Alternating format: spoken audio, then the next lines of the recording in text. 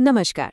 तो Q2 के business updates आने शुरू हो गए हैं और ये जो शुरुआती आंकड़े हैं ना, ये बाजार की नब्ज को समझने के लिए बहुत जरूरी होते हैं। चलिए जरा इसमें और गहराई से उतरते हैं। अब कई लोग सोचेंगे कि ये इतने जरूरी क्यों हैं? देखिए, इसका एक सीधा सा कारण है। ये अपडेट्स किसी कंपनी की सेहत के बारे में सबसे पहले सुराग देते हैं।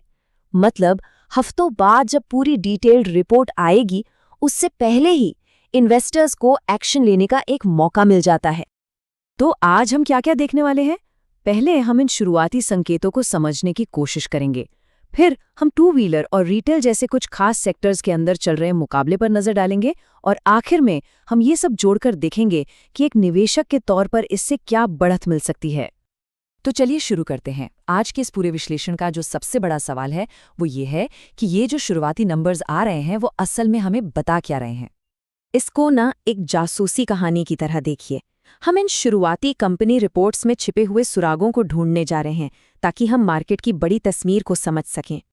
चलिए पहले केस स्टडी से शुरू करते हैं। हम जा रहे हैं dynamic two wheeler auto sector में, जहां एक ऐसा खिलाड़ी जो काफी समय से शांत था अब एक जबरदस्त वापसी कर रहा है। देखिए, इस बात को समझना बहुत जरूरी है कि रॉयल एनफील्ड पिछले कुछ सालों से, मतलब लगभग 6 सालों से बहुत ही साधारण परफॉर्म कर रहा था। ग्रोथ लगभग सपाट थी और यही बात जो नए आंकड़े आए हैं उन्हें और भी खास बनाती है। तो कई सालों की इस सुस्ती के बाद सितंबर में अचानक से एक चौंकाने वाला आंकड़ा आता है, 43%। जी हाँ, 43% की साल दर साल वॉल्यूम ग्रोथ। ये एक ऐसा नंबर है जो उनके सबसे अच्छे ग्रोथ वाले दिनों के बाद से नहीं देखा गया था। जरा इस चार्ट पर नजर डालिए। ये सितंबर के महीने की कहानी बिल्कुल साफ कर देता है। एक तरफ रॉयल एनफील्ड है 43% की जबरदस्त ग्रोथ के साथ, और दूसरी तरफ उसका प्रतियोगी टीवीएस मोटर्स सिर्फ 12% पर। अंतर बिल्कुल साफ है। लेकिन कहानी सिर्फ एक महीने की नहीं है। अगर हम पूरे क्वार्टर को देखें तो तस्वीर थोड़ी बदलती है। जहां रॉयल एनफील्ड का सितंबर धमाकेदार था, वहीं टीवीएस मोटर्स ने भी पूरे Q2 में 22% की बहुत ही मजबूत ग्रोथ दिखाई है, जो उनकी कंसिस्टेंसी को बताता है। तो इस पूरे मुकाबले का निचोड़ क्या है? सबसे जरूरी बात यह है कि ये आंकड़े इशारा कर रहे हैं कि मार्केट में लीडरशिप बदल सकती है। जो कंपनी पिछले कुछ सालों से टॉप पर थी, उसे अब एक पुराने खिलाड़ी से बहुत कड़ी टक्कर मिल रही है। चलिए अब ऑटो सेक्टर से रिटेल सेक्टर की ओर बढ़ते हैं। यहाँ हमें पता चलता है कि Q2 की कहानी हर जगह एक जैसी नहीं है। यहाँ तस्वीर और भी ज्यादा जटिल है। तो सबसे पहले वी मार्ट को देखते हैं। ये एक ऐसी कंपनी है जो कुछ रणनीतिक गलतियों और धीमी बिक्री के दौर से गुजरने के बाद एक वापसी की तलाश में थी। पहले इनकी जो सेल्स ग्रोथ थी वो करीब 12 से 15% की रफ्तार से चल रही थी, लेकिन Q2 में ये अचानक बढ़कर 22% हो गई है। ये एक बहुत ही साफ संकेत है कि शायद कंपनी के लिए एक बड़ा टर्न अराउंड शुरू हो गया है। लेकिन जैसा मैंने कहा, रिटेल की हर कहानी इतनी सीधी नहीं है। आप साई सिल्क कला मंदिर को देखिए। यहाँ से जो संकेत आ रहे हैं वो थोड़े मिले जुले हैं। यहाँ एक शानदार हेडलाइन नंबर के पीछे एक ज्यादा उलझी हुई सच्चाई छिपी हो सकती है। पहली नजर में देखिए, 28% Q2 सेल्स ग्रोथ 28%। सुनने में तो ये अविश्वसनीय रूप से मजबूत लगता है ना? कोई भी सोचेगा कि कंपनी कमाल कर रही है।